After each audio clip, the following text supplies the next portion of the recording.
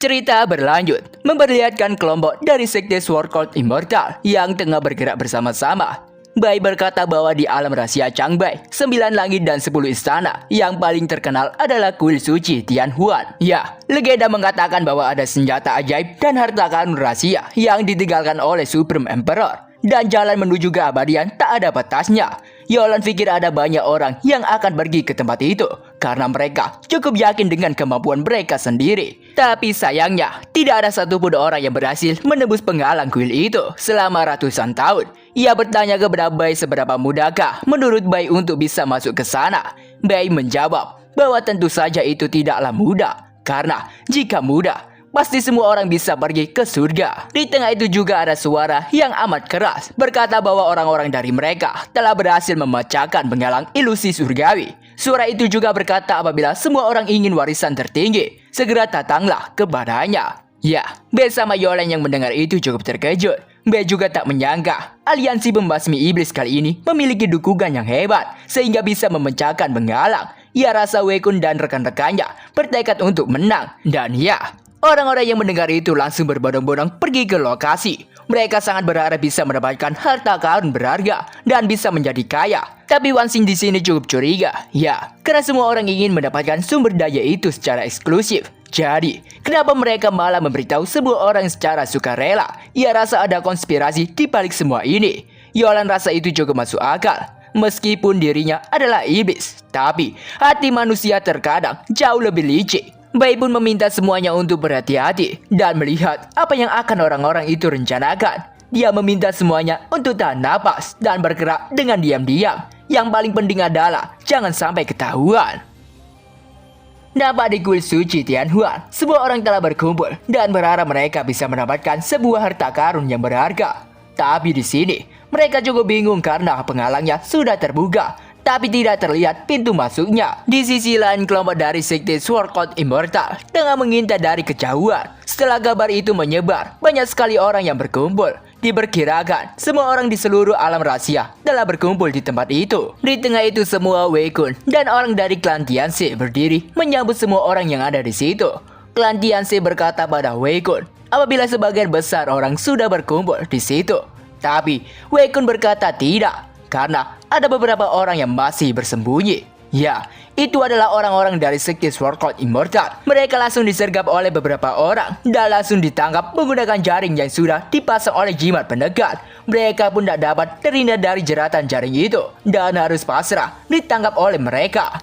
Dengan berlagak sok ramah, Wei-kun berterima kasih kepada semua orang yang telah datang ke sini. Ia berkata bahwa pintu kuil hanya bisa dibuka dengan gabungan kekuatan dari semua orang. Dan setelah membuka pintu, semua senjata ajaib dan harta karun di dalamnya akan menjadi milik mereka. Mendengar kata-kata tipu daya itu, semua orang cukup semangat dan menyanjung Wei-kun. Tapi saat itu juga, beberapa orang dari klan Tianxi muncul dan bersiap melakukan sesuatu. Mereka menggunakan semacam teknik yang memancarkan aura gelap. Orang-orang yang menyaksikan itu cukup bingung dengan apa yang sebenarnya terjadi. Klan Tianxi itu mengarahkan serangan kepada semua orang yang ada di situ dan menyerap semua kekuatan semua orang. Wei-kun tertawa puas menyaksikan keberhasilan rencananya. Dia menganggap orang-orang itu bodoh dan meminta semuanya untuk menyerahkan semua energinya. Tak lama dari itu, bawahannya muncul membawa Bai dan juga yang lainnya. Mereka berkata bahwa mereka berhasil menangkap orang-orang dari Sekte Sword Court Immortal. Sesuai dengan apa yang Wei-kun pikirkan, Bai dan yang lainnya benar-benar bersembunyi dalam kegelapan. Dan mereka sekarang telah terjerat oleh tali pengikat abadi dan tidak bisa menggunakan energi spiritual mereka. Para bawahan Wei-kun meminta Wei-kun untuk memutuskan apa yang akan dilakukan. Dengan bertindak seperti predator, Wei-kun langsung memegang muka manis Bai sambil menghina Sucaga. Dia juga mendekati Yolan dan berkata bahwa dirinya ingin mencicipi rasa baru. Yolan yang menerima perilaku tak pantas itu menyebut Wei-kun adalah makhluk keji dan hina. Wan Xing yang tak terima masternya terus dihina, langsung meludahi Wei-kun tepat di mukanya. Tapi dia malah menjilat ludah Wan Xing sambil meminta Wan Xing untuk tidak terburu-buru saat dia kehilangan semua kekuatan spiritualnya. Dia juga berkata akan memberikan mereka bubuk mata air Yehuan dan dia akan membuat mereka merasakan kepuasan dan merasakan apa rasanya bercinta. Dan saat itu tiba, mereka tak akan kenal siapa itu Sucangga. Mereka yang mendengar itu cukup murka dan sangat marah. Mei mengancam apabila Wei-kun berani menyentuhnya. keluarga bayinya tak akan melepaskannya. Tapi Wei Kun masih saja santai. Dia tak takut dengan ancaman itu. Ia berkata bahwa ayahnya sebentar lagi akan menjadi Super Master pertama di wilayah Changbai. Dan saat itu tiba, ketika keluarga besar harus tunduk kepada aliansi pembasmi iblis. Dengan muka jeleknya dan posisi ingin meremas gunung kembar Bai, ia meminta Bai untuk lebih baik segera tunduk padanya. Mendapati itu, Bai hanya bisa berteriak ketakutan dan meminta Wei Kun untuk menjauh dari hadapannya. Tapi di saat ia ingin memegang gunung besar milik Bai, ada serangan kuning yang langsung menebas tangan kotornya. Karena serangan itu, dia sangat kesakitan dan berteriak gembira merasakan sakit yang amat menyakitkan itu. Tiga gadis bohai ini cukup senang karena ada seseorang yang menyelamatkan mereka. Dan nampak di situ, boneka Su Chang'e dan juga Linglong tiba di tempat itu. Linglong berkata bahwa semua urusan ini tak ada hubungannya dengan dirinya. Ia meminta Su Chang'e untuk menyelesaikan semuanya sendiri. Su Chang'e tidak masalah dengan itu. Wei Kun yang tak terima dirinya dilukai, meminta bawahnya untuk segera menangkap dan habisi Su Chang'e. Semua bawahnya pun langsung maju dan mengebut Su Chang'e beriatan untuk membalaskan dendam tuannya. Dengan santai Su Chang'e meminta Linglong untuk menyaksikan aksinya. Salah satu dari pasukan itu langsung menebaskan pedangnya. Namun serangan remeh itu bisa ditahan dengan mudah oleh Su Chang'e. Bagi Su Chang'e, ini hanyalah trik kecil. Dan karena orang-orang itu berkumpul, jadi tak ada salahnya Su Chang'e untuk mengeluarkan pancaran api panas yang langsung membakar semua pasukan itu. Ya, dibuat menjadi bahagia ada itu. Orang-orang yang dijebak oleh Wei Kun sangat senang karena mereka bisa selamat. Wei Kun yang tak tahu harus berbuat apa lagi, dia bertanya pada klan Tianxie. Tapi klan Tianxie di sini berkata bahwa aliansi pembasmi iblis memang tak bisa diandalkan. Dan dia juga dari awal sudah tidak berharap dengan kekuatan dari aliansi pembasmi iblis.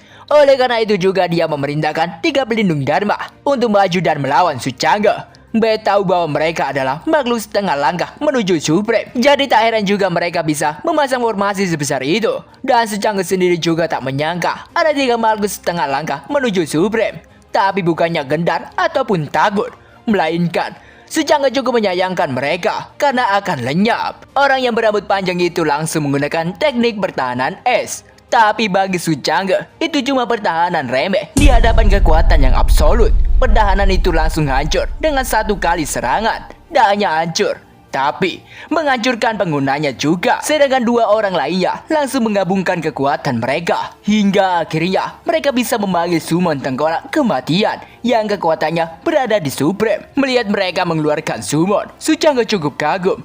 Tapi dia juga bisa mengeluarkan summon. Dan ya, nampak makhluk api layaknya iblis Ifrit yang siap membuat lawannya menjadi abu. Tampil amat mendominasi. Bahkan setiap orang yang menyaksikannya bisa saja dibuat merinding, terkencing-kencing. Tak banyak omong 2 orang itu langsung dibakar dengan api yang amat panas itu. Melihat situasi yang sudah tak berpihak padanya, Wei Kun mencoba untuk melarikan diri. Tapi dengan cepat, Su Chang'e sudah ada di hadapannya dan langsung menjengkram lehernya. Mendapati itu seperti antagonis pada umumnya, dia mengancam Su Chang'e dengan kata-kata bahwa ayahnya akan segera keluar dari pengasingan. Jadi, dia meminta Su Chang'e untuk tidak bertindak gegabah. Karena ketika dia keluar dari pengasingan, dia akan berada di tingkatan Supreme. Dan tidak ada satupun saingan di wilayah Changbai. Oleh karena itu, dia meminta Su Chang'e untuk melepaskannya. Namun, klatak, modar sudah Wei Kun. Ya, itulah nasib seseorang yang coba mengandalkan kekuatan orang lain. Namun, banyak omong. Karena kematian Wei Kun, secara perlahan, formasi yang mengurung semua orang mulai lenyap. Mereka cukup senang dengan semua ini.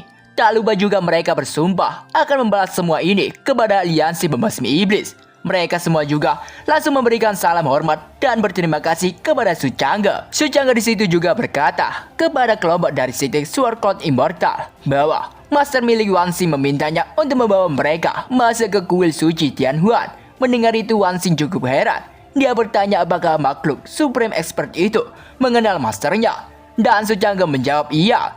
Sedangkan Yaolan hanya bisa tertawa kecil karena dia sudah tahu bahwa itu adalah Su Chang'e. Su Chang'e berkata pada mereka bahwa pemimpin sekte mereka meminta dirinya untuk tidak berlama-lama dan segera masuk.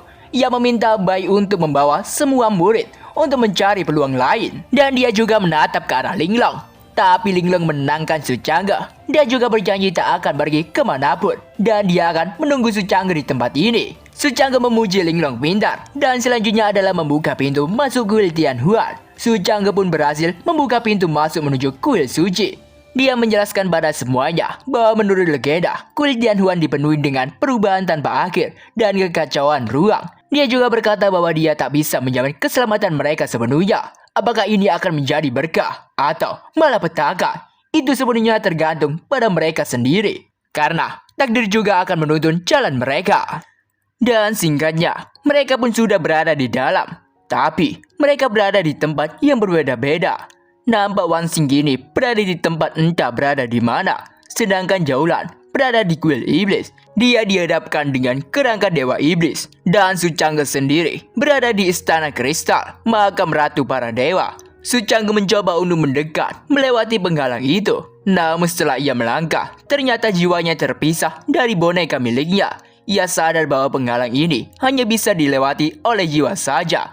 Dan di situ, Su Chang'e melihat ada sosok wanita cantik yang tengah tak sadarkan diri. Bahkan, saking cantiknya Su Chang'e dibuat terpesona dengan kecantikan wanita itu. Menurut Su Chang'e, penampilan makhluk surgawi, sikap seperti seorang immortal, sangat luar biasa mempesona.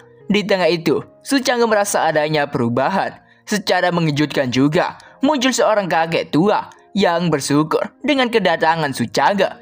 Dia bahkan memanggil Su Chang'e dengan sebutan yang mulia. Yang mulia, saya menunggu Anda selama ribuan tahun. Dan akhirnya, saya melihat Anda.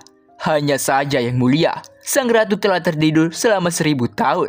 Dia telah menunggu Anda terlalu lama. Mendapat situasi ini Su Chang'e cukup bingung. Karena dia tak merasa memiliki ingatan ini. Jadi ia rasa ada kesalahpahaman di sini. Kakek tua itu meminta izin kepada Su Chang'e untuk membuka segel peti mati sang ratu. Karena dia pikir Su Chang'e dan sang ratu sudah berpisah selama lebih dari 1000 tahun. Jadi sekarang adalah waktu yang tepat untuk mereka bersatu kembali. Dan tayar, segel itu pun terbuka, memperlihatkan bentuk tubuh dan kecantikan sang ratu yang bisa membuat mata pria terpesona melihatnya. Dengan kondisi lemas, kakek tua itu berkata bahwa roh terakhir dirinya sudah menjaga istana kristal ini selama 1000 tahun. Dan akhirnya, menantikan hari di mana Raja Dewa dan Ratu Dewa bersatu kembali. Ia rasa kematiannya ini tak ada penyesalan sama sekali. Dan secara perlahan, mata dari Ratu mulai terbuka. Dia yang melihat Su Chang'e langsung memanggilnya dengan sebutan suami. Dia cukup senang karena bisa melihat Su Chang'e. Bahkan, dia sampai meneteskan air mata. Dia berkata pada Su Chang'e, "Sampai jumpa lagi suamiku."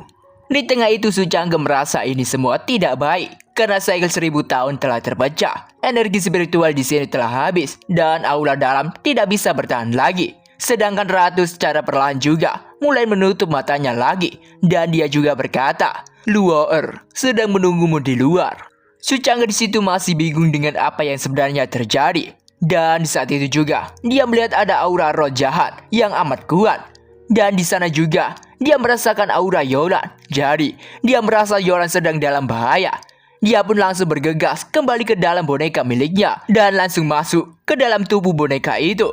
Di sisi Yaolan, nampak kerangka dewa iblis itu tengah bersiap untuk menghabisi Yaolan. Dan di saat dia menerjang maju ke arah Yaolan, di situ juga secara mengejutkan, Su Chang'e tiba dan memecahkan dimensi yang ada di situ. Dia juga langsung memberikan serangan ke arah kerangka dewa iblis itu. Tak lupa juga dia mempertanyakan kondisi Yaolan. Yaolan di situ berkata bahwa dia tahu kalau itu adalah Su Chang'e yang bermain trik lagi. Dan Su Chang'e berkata kepada Yaolan apabila dia pernah berkata bahwa dia akan selalu berada di sisinya. Bahkan jika itu mengubah caranya untuk melakukannya, tapi dirinya akan melakukannya. Yaolan rasa Su Chang'e hanya gombal saja. Namun, bagaimanapun dia sangat berterima kasih pada Su Chang'e. Dan sekarang dia ingin menyelesaikan semua ini dengan tangannya sendiri. Dengan menggunakan tombak panjangnya, Yaolan mampu melumpuhkan kerangka dewa iblis itu. Dan dia juga langsung mengambil core milik kerangka dewa iblis itu. Dengan itu juga, Yaolan berhasil memenangkan pertarungan ini. Menurut Su Chang'e, dia memang pantas menjadi wanita di sisinya. Ya, selain cantik dan menggoda, Yaolan juga merupakan wanita yang cukup kuat. Yaolan mengucapkan terima kasih kepada Su Chang'e atas bantuannya. Sekarang kita dibawa menuju ke kondisi Wan Xing. Di situ ada sebuah ponik yang berada di sisi Wan Xing. Ponik itu langsung masuk ke dahi Wan Xing dan membentuk sebuah simbol di dahinya. Selain itu juga, energi yang kuat memancar keluar dari tubuhnya. Dan sekarang, dia berada di katedral iblis. Hahaha, dia memang pantas menjadi pewaris tubuh poni Kaisar 9 Nether. Kau, wanita satu-satunya yang bisa memuaskanku. Ya, di situ juga ternyata ada seorang pria misterius. Wan Xing cukup bingung dengan maksud tubuh poni Kaisar 9 Nether. Ia juga bertanya-tanya apakah dirinya masuk ke dalam ilusi saat dia melangkah ke aula dalam. Dan ia sadar saat ia di dalam ilusi itu, dia dibakar berkali-kali. Kemudian, dia dilahirkan berkali-kali. Pria itu berkata pada Wan Xing, apabila dalam penempaan dan kelahiran kembali yang tak berujung, tubuh poni Kaisar 9 Nether milik Wan Xing telah ia aktifkan. Dan jika Wan Xing menganggapnya sebagai master, dirinya akan mengajarkan semua warisan tertinggi yang telah dikumpulkan di Demon Heavenly Palace selama ribuan tahun. Wan Xing mengucapkan rasa terima kasih kepada pria itu atas kebaikannya yang telah mengaktifkan garis keturunannya. Tapi, dia berkata apabila dia sudah memiliki seorang master, jadi dirinya tidak bisa menjadi murid dari orang itu.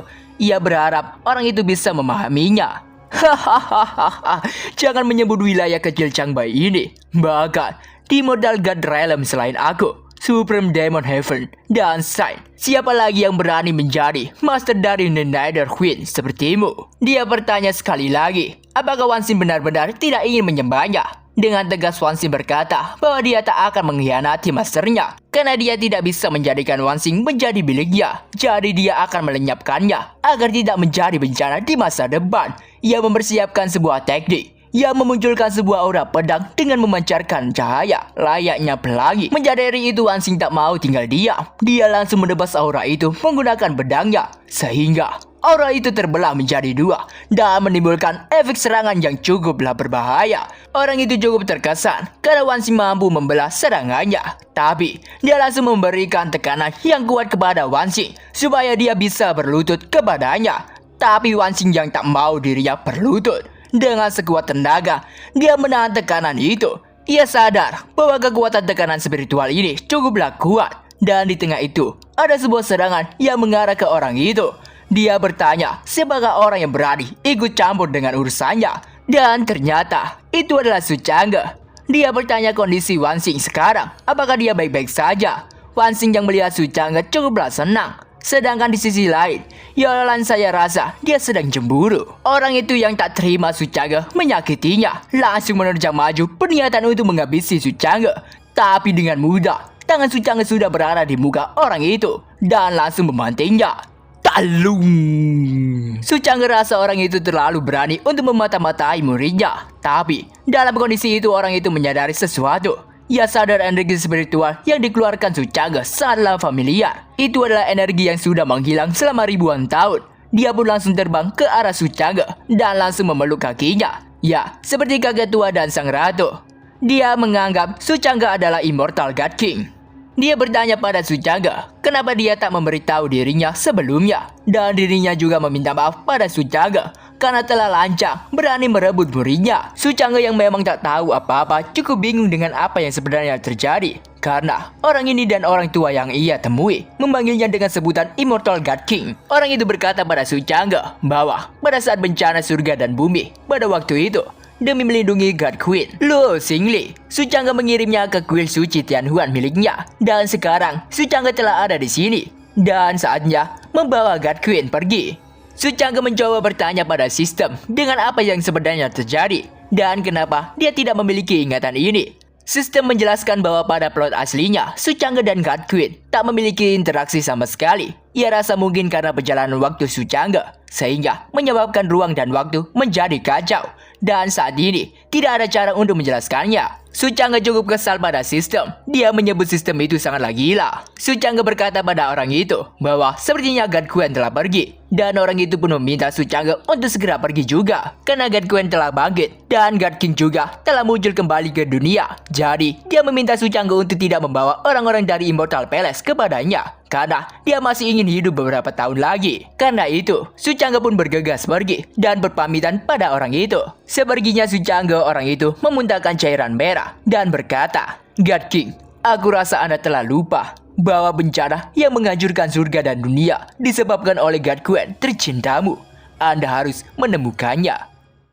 Dan kita pun kembali ke wilayah aliansi pembasmi iblis. Nampak di situ orang-orang tengah keluar dari alam rahasia. Mereka cukup bersyukur karena mereka berhasil selamat. Dan di tengah itu juga kelompok Su Chang'e juga berhasil keluar. Semua wanita milik Su Chang'e cukup heran dengan identitas dari Linglong, terutama Yaolan. Dia cukup kesal dengan Linglong karena terlalu nempel dengan Su Chang'e. Wan Xing yang mencoba berpikir positif bertanya apakah Linglong itu semacam band baru milik Su Chang'e. Tapi Bai berkata pada Wan Xing, apakah dia masih tidak mengenal Su Chang'e? Sedangkan orang-orang yang dijebak sama aliansi pembasmi iblis tengah ribut satu sama lain. Di sisi orang yang dijebak, mereka meminta pertanggungjawaban atas tindakan yang aliansi pembasmi iblis lakukan. Sedangkan aliansi pembasmi iblis menuntut atas kematian tuan muda mereka. Dalam perdebatan itu juga, ada sebuah lingkaran portal muncul dan keluar seorang wanita cantik dari portal itu. Semua orang yang melihat kecantikan God Gwen cukup terpesona. Mereka tak mengira ada sebuah kecantikan yang begitu mendawan di dunia ini.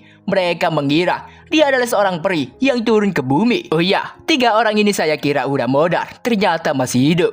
Mereka cukup senang dengan kebangkitan God Gwen. Sedangkan si topeng merah cukup heran, kenapa God Gwen masih bisa muncul. Padahal formasi Anda di dalam dunia rahasia telah hancur. Tapi si topeng hitam meminta untuk tidak banyak omong dan segera memberikan penghormatan kepada God Gwen.